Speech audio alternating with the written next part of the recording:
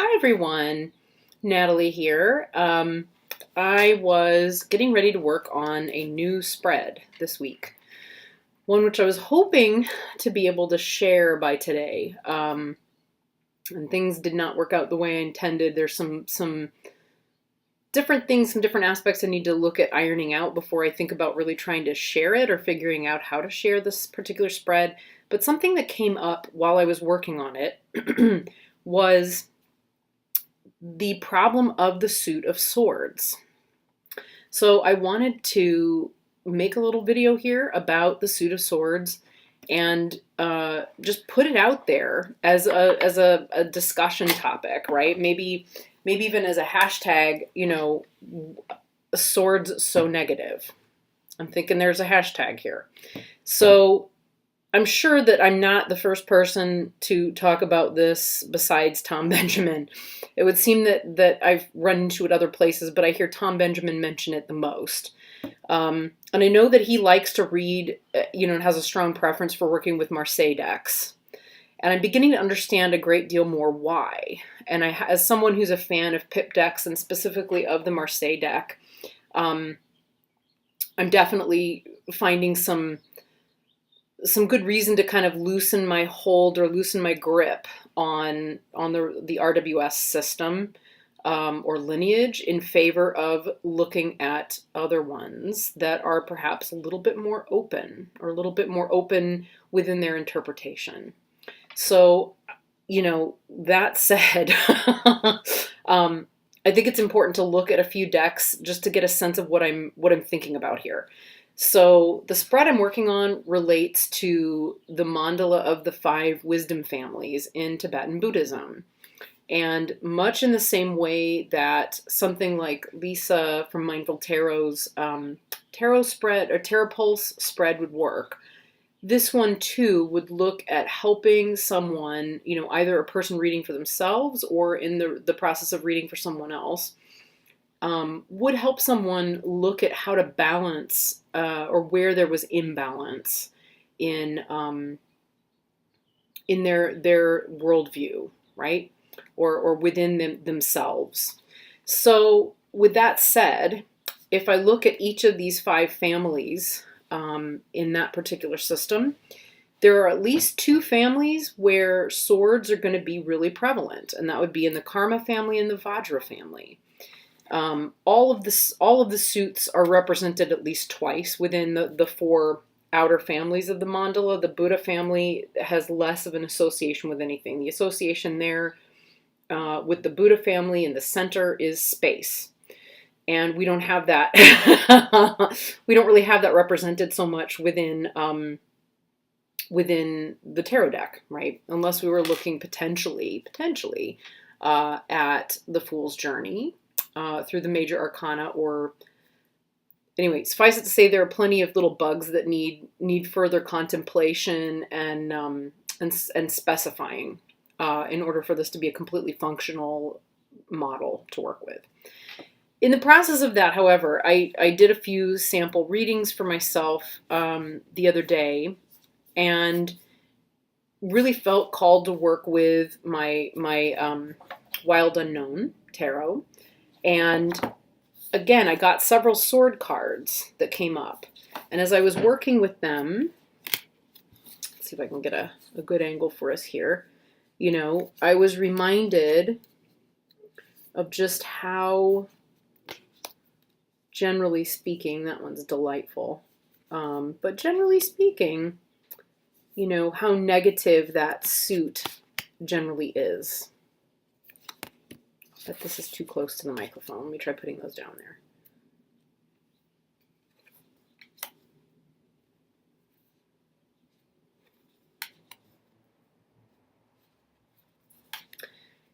Images like this, even when you're working, whether you're working with yourself or with a client, it's just so hard to be with that. That's generally speaking, it's really not a comfortable place to be. In all honesty, I had this one and this one. This one came up as a card, and this one did.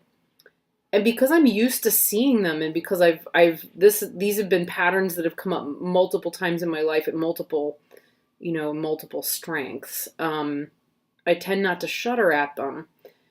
And yet, because I tend to see the Ten of Swords as a new beginning, or as something that is completed, and the energy of the completion hasn't quite shifted out of the way yet for the new energy to come in yet. I don't know. I'm curious if anybody else looks at tens in that way or not. I mean, we have the two pointy suits tend to be pretty negative around the 10, and the two round suits, the coins and the cups, tend to be a little more positive. So the finishing energy feels a little less troubled in those two suits, but in the two pointy suits, there tends to be a little bit more of a, and it's historically been the pattern that's always the way. But the finish is not as clean. It's not as comfortable. It's more like, whew, thank God that's over with. I guess on to the next thing. So it's not that I'm disagreeing with that being a journey at all. Actually, it's more that I'm interested in where else could it go and how else could it be represented, so that it doesn't look like. It doesn't have to look like this, right? This particular image, really, now that I'm knowing, I've learned a little bit more about it, specifically this one and the Three of Swords. I'm really bothered by them a lot, in a way that I was not previously, and I'll tell you why. I'm not super familiar with the Sola Busca deck. What I know is twofold. One, that it was acquired by the British Museum about 2 years before Pamela Smith began drawing this deck. Okay, and prior to her drawing this deck, I think the Soul, if I'm understanding correctly, and again, Lisa from Mindful Tarot, I'm pretty sure you would know this information. Probably it's available out there. I just haven't gotten my hands on it. There's always so much to absorb. And my mind has been other places with this, which I'll share more of. But I believe that this was the first time, apart from the Sola Busca, that we really started to get an illustrated set of pips. The Sola Busca really drew me in with its Three of Swords recently, I think in January, when I took a look at it somewhere online. Maybe it might have been on Mindful Tarot's channel, actually. I saw that and thought, whoa, and I don't have a copy of it to share. I just was blown away. I loved the look of it. I loved the feel of it, the roundness, beautiful. And I saw just flashes of the artwork, in other places, and thought, wow, that's so stunning. I might need to have that deck. I don't remember it from, back in the 90s when I first started picking up decks. I have no recollection of having worked with it or seen it prior to picking it up again recently. As I looked at flip throughs online and looked at what was available online and spent time contemplating the Sola Busca, the more I saw of it, the less I had any real interest in getting it.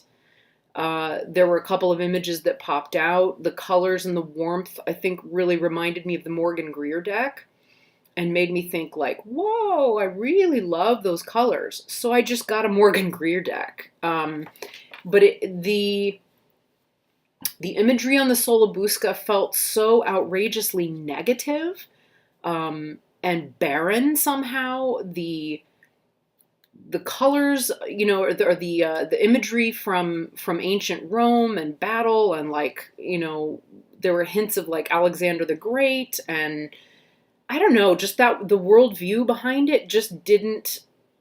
It felt very conflicting to me on some level, and I just thought, no, it's just not for me, and I let it alone. And then I forgot, and I came back to it again recently and looked at it again and went, oh. And I mean, we're talking within a space of months, but how many decks have I looked at in that, in the time period since then, and how many have I acquired, in the time period since then? So my brain gets a little full. How many new things have I picked up this year, etc., right? picked it up again and looked at it and went, oh, isn't that beautiful? Ooh, I don't think I could work with that. Again, it really felt, something about it felt really repulsive. Well, I put in a search on Sola Busca because I was curious and came up with, again, after realizing the other day, like, these are so negative. Why are they so negative? Then that sent me thinking, like, oh, that's right. Tom Benjamin talks about that a lot. Oh, well, wait a minute. Let's just look at Sola Busca because there's something in, I remember these guys being, possibly Pamela Smith, having looked at that and modeled some of, her cards on that and so on and so forth. Came across an author, and I've got his info pulled up here. It's the name of the author is Peter Mark Adams. The name of the book is The Game of Saturn, and the publisher is Scarlet Press, and it's in the UK. To get a copy of this is 40 quid, or 40 pounds. I don't have 40 quid to spend on, which would be over $50, on a book right now. Especially about a deck that, I'm not into. So I then, as I looked through, I Googled him, I Googled the book, and found that there were podcasts that interviewed him. Long story short, there's no wonder that I don't like this deck. And I'm curious if anybody else has any thoughts about Sola Busca after I say what I'm going to say, or, if there's something else that you want to throw out there that might be more balancing to it. I tend not to be very attached to viewpoints or opinions, so I'm willing to shift them as soon as there's better information, if you see what I'm saying. What I found really upsetting, and I really wish it weren't the case, was that a lot of my initial, repulsion at the deck was maybe not unfounded. Because according to Mark, I'm going to get this wrong because I'm being recorded, Peter Mark Adams. According to Peter Mark Adams, who has extensively researched the deck and its history and Venetian history and the history of tarot and the history of esotericism in Italian culture and all of these sorts of things, that he feels he's looking at a grimoire that was intended not to be used as a game so much as to be used for basically magic, and not really positive magic, but kind of really awful magic, which is really in the cult of Saturn, which is a cult that really never completely disappeared, is within his reasoning and so on. And I haven't been able to give it my full attention to really decode it and contemplate it fully. But when I sat down to do my reading the other day with my mandala spread and started looking at swords, and then realizing, in every, and I don't think I have all of them out, but basically in every single deck that I have, that all of us have, that are really powerfully influenced by Rider-Waite Smith, we're looking at the influence of this grimoire on the sword deck. Now, I'm not saying by any means that we're doing really bad magic, or that there's anything, negative in what any of us are doing, right, with our decks, right, or that there's anything bad about them, etc. Certainly, every time I pick up a Rider-Waite Smith deck, I smile. I love the Rider-Waite Smith, and I love the system. I love the lineage. I think it's beautiful. This is a lot less threatening and painful looking than what's in the Sola Busca, and so forth. And yet at the same time, this is just a terrible card. It just doesn't, I used to fear this card more than death. I would look at the death card and feel more secure, or the tower, than to look at this one. Now that's interesting. I don't know, that's just me. I don't know if anybody else has ever had that feeling, but that's definitely something I've experienced. And even if you look at the Thoth deck, right, which is after, a good 20, 30 years after, I don't know exact dates, pardon my poor, shoddy scholarship, but even in here, interestingly, what do we have here at the top? Saturn, right? And this would be originally taken from the game of Saturn, right? This image, which is what Peter Mark, Lord, Peter Mark Adams. Not even like they're hard names. I'm just likely to like mess them up or something. Anyway, because they're too simple. That's interesting to me. Very interesting. And it makes me a little more, even more curious, because I know, having just done enough research here, that, Crowley's intentions, and this one's so Crowley specific, it's ridiculous. But I know that his intentions behind his deck are very much, they're meant to be magical. There's no question. Having done further research, I'm not convinced that everything he does is bad. But I'm definitely not, he's not innocent. There's nothing about Crowley that's even a little bit innocent. And perhaps even all that particularly well-intentioned. But I also don't think he's evil. Anyway, and I certainly don't feel that Lady Frida Harris was by a long shot. So I don't know. I'm curious. I'm real curious. So if you get away from RWS and you get away from Thoth and you get away from all of that and go back in time, here we have one of my favorite little guys for the moment. It is the Tarot de Maria Celia in its beautiful little tin. So in love with this cheeky, cute little deck. I mean, this one is begging for me to sit with it and read it and play it and all sorts. But as you look at the swords, I'm trying not to do that right on the computer here. As you look at these swords, that is such a different, image, right, than a two of swords in an RWS system. This one is very lush. It is not metallic. It is, in other words, there's some balance in the way that Marseille decks tend to represent the swords in the form of, when you look at them, here again, this is Marshmallow Marseille. Try and keep these guys from getting mixed up because they're almost, I think, exactly the same size. I think they're pretty close, both printed in China, I think. Yeah, right about. Anyway, they're, we look at the twos, they're round, they're floral. They have bright colors. They're so beautiful, right?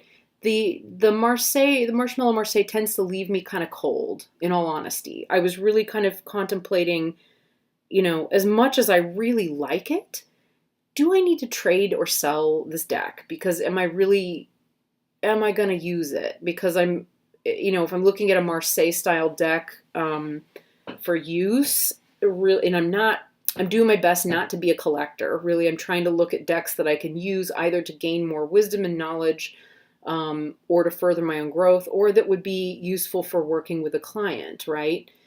But I'm beginning to change my mind where the mandala work is concerned, because the Marshmallow Tarot is, the look and feel is so different from Maria Celia. And that could be very useful, right, when you're looking at elemental associations. But they're, so different. As you look at the progression of these decks, I wonder if I have this one upside down. And I wonder how I would know for sure. I don't know. I'm not sure. I might have it upside down. Anyway, either way, we're not looking at something, we're looking at something that develops in a way that's really beautiful. The swords are curved. They create this beautiful roundness. They create, space for something to grow, for something to flourish, right? A new idea, a new thought. That feels to me a lot more harmonious with what the suit of swords and air, are really about. And honestly, I don't really there's just not you have to really work to find a negative association in the way that these are portrayed. You just do. Now, something that does occur to me, especially with the marshmallow Marseille, you get this kind of almost, come back, computer, there we go, almost yoni-like, vaginal-like shape being made with the swords, which honestly brings balance. It balances that suit, right? And within that, especially with the marshmallow Marseille, there's a further attempt at balance by sticking that sword through it, right? There's something, as a Tibetan practitioner that's very Yabyum, or like Buddha with consort, that is inherent in this deck, right? Or inherent in this depiction. Even here, right? Even if you look at the bottom of the sword, it's phallic. It just is. So, or the handle. So we're looking here, where there's where am I? Vacuum left on this card for something to come through it. Here there's the suggestion that something is already coming through, right? Something new is growing and developing. By the time we get to a 9, there's some obstruction, right? It's naturally inherent in there that the more you have, the more it's like, oh, it's starting to all be taken up. How do we balance it, right? How do we complete? How do we form completeness? Then we get to the 10, and they've found a way to complete things, right? And interestingly, in the Maria Celia, you're completing and something new is already emerging, right? Something fresh, something new. There's space for it to come through. And in fact, the way that in old world philosophies, this is why I really, again, another reason to prefer Maria Celia to Marshmallow is, that idea of creating the swords crossed in order to create a space for someone to walk through that's very noble. There's completion and there's the space for something new and noble to come through it, right?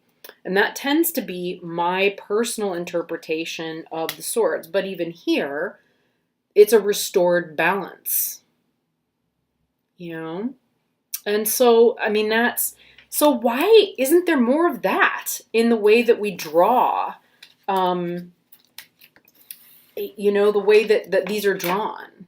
I just don't understand, and I feel like there is an association that's being made with the Sola Busca, that is carried on, and it's kind of tainted. Not that I don't know. I haven't done enough research yet. And I haven't read Peter Mark Adams's book. I can't afford it right now. It would be great to find another copy of it somewhere else. But I have listened to him speak for about 3 hours in different interviews, and it's something that really disturbed him. The more he researched, the more he investigated this deck, the more convinced he became that he was looking at a grimoire, and a really bad one at that. To do with like bloodlines and basically, I think the conclusion he comes to is that it was a means by which, or a magical system by which, if the ruling families of northern Italy wanted to redirect their reincarnation, they could do so through the use of the knowledge and wisdom inherent in that deck. And he has referred to it, again, very Tibetan, but he's referred to it as like a modern day terma, Terma, terma. I'll probably spell it there at the bottom of the screen. And termas in Tibet were ways of hiding esoteric knowledge to keep it out of the wrong hands. In Tibet, it would have been to keep it out of the hands of evil, right? So, a lot of things that I've encountered with in Tibetan culture and ritual, certainly that are kind of, it's very shamanic. It's very shamanically based, but certainly, in the wrong mindset, in the mindset of someone who has not got the intention to become a Buddha, it could be not great.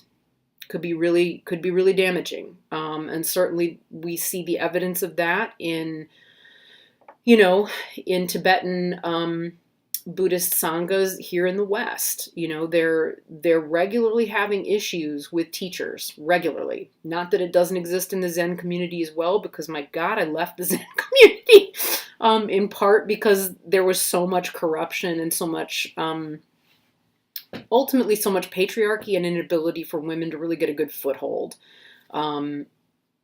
And various other things that were personal, but, and certainly not appropriate to this video, but, you know, that the fact that so many different,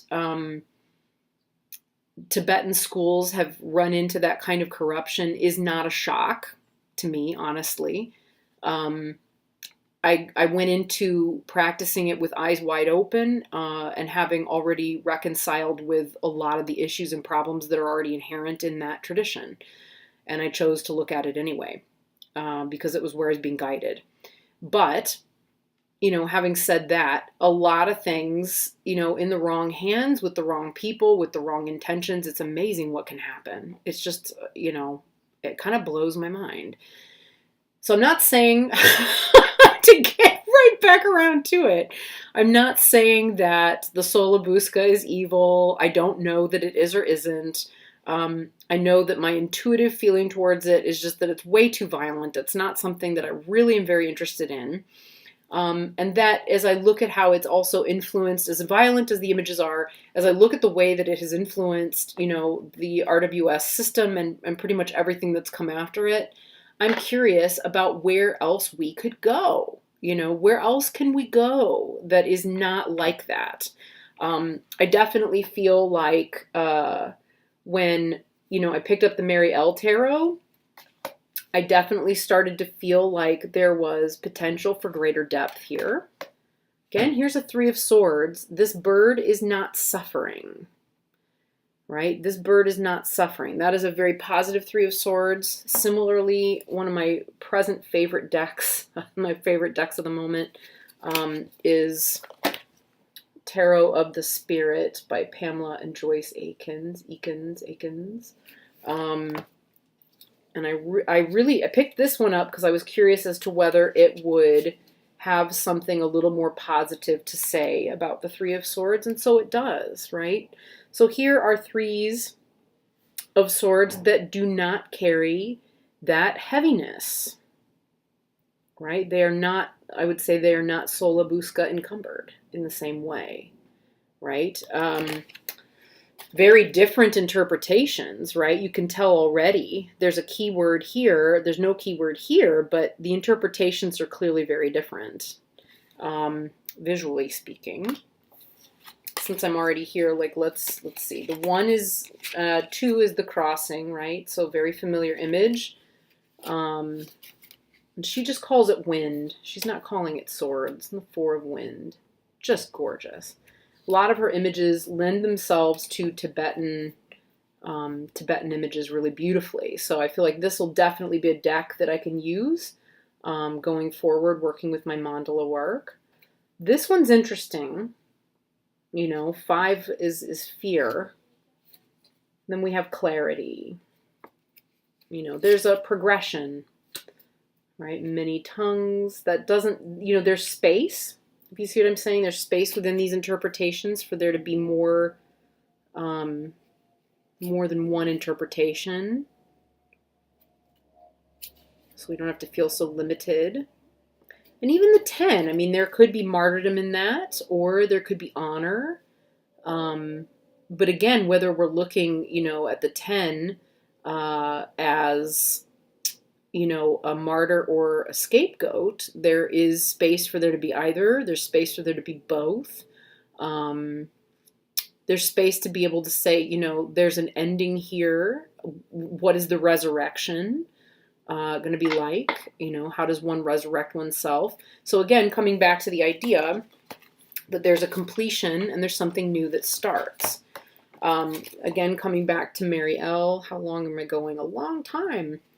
You know, this one is not, you know, that's a very reasonable 5 of Swords. There's just more space for interpretation. You know, that's not a negative 9 of Swords at all. Right? there's a lot there. There's a lot happening, but it's not all bad, right? Ten of Swords, not so great. A little less ambiguous than what we were finding in Tarot of the Spirit, but it's still pretty sweet.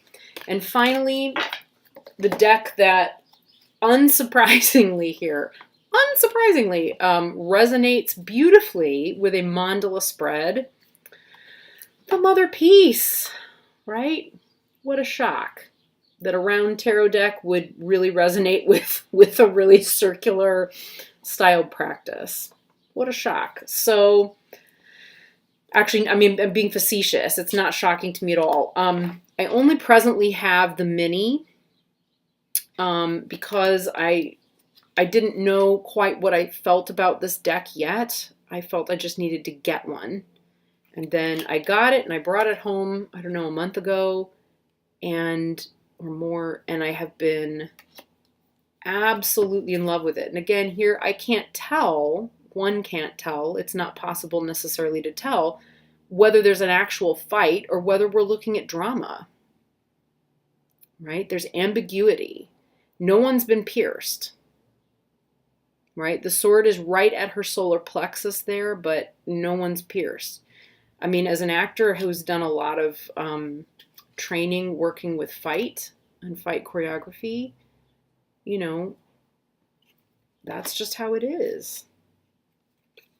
Love this interpretation of the 5, right? 5 is creative. 5s in numerology are always creative. But they're also often chaotic. And the choice is whether the creativity becomes collaborative and comes together like a pentacle, or like a hive of bees that collaborate to create and make beautiful healing things, or whether it doesn't, right? And again, as you read these decks, they're circular. You know, the way that it's pointing will tell you what the energy of that card is like, which makes me, you know, and that's beautiful. That's incredibly collaborative and healing. Beautiful. And even the 7 of Swords, there's still a choice to be made. It's not an action that's final or that's been played out. You know, the fox has not yet reached the chicken coop. The chickens are fine, and they might stay that way. You know, we can't tell. But there's a decision to be made. There's interpretation, and there's space for interpretation,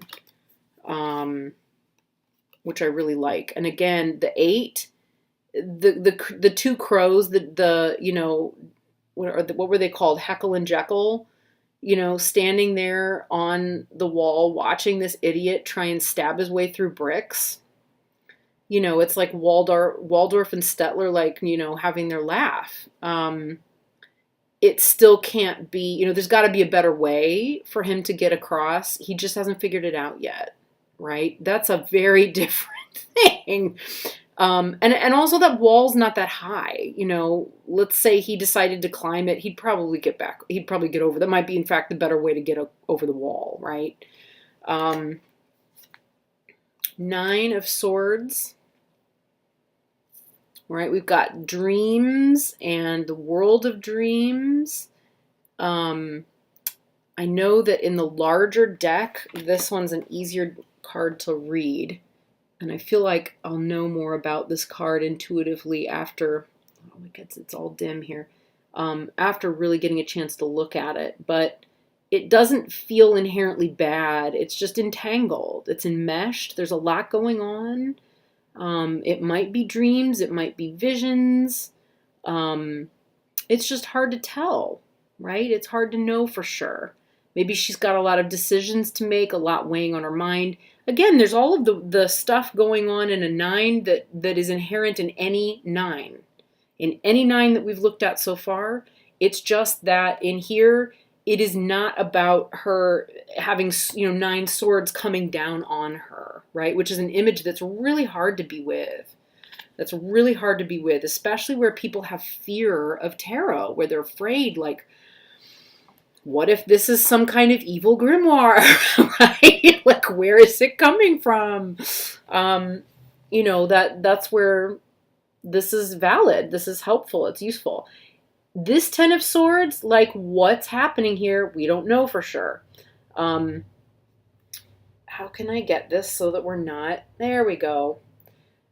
Is it that everybody abandoned having a fight? They're done being obsessed around thoughts and around the mind, and, you know, they are ready to dive into the heart, dive into their emotions, take a leap, take a risk, you know, because we're not seeing blood, you know? Or is it a mass suicide? Or is it just the natural progression of we're done putting down the sword, right, in favor of taking a leap into the unknown, right? What happens when we quit fighting?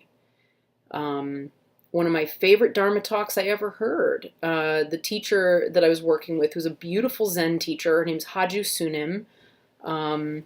She teaches in Ann Arbor, and I wish I knew where it came from, but it made a big impact on me. And it was something about a student going to a teacher and saying, how do I end the cycle of violence? You know, is it enough, you know, to direct, if I don't direct the sword toward myself, you know, where do I direct, you know, and I don't want to direct it outward towards someone else, where do I direct it?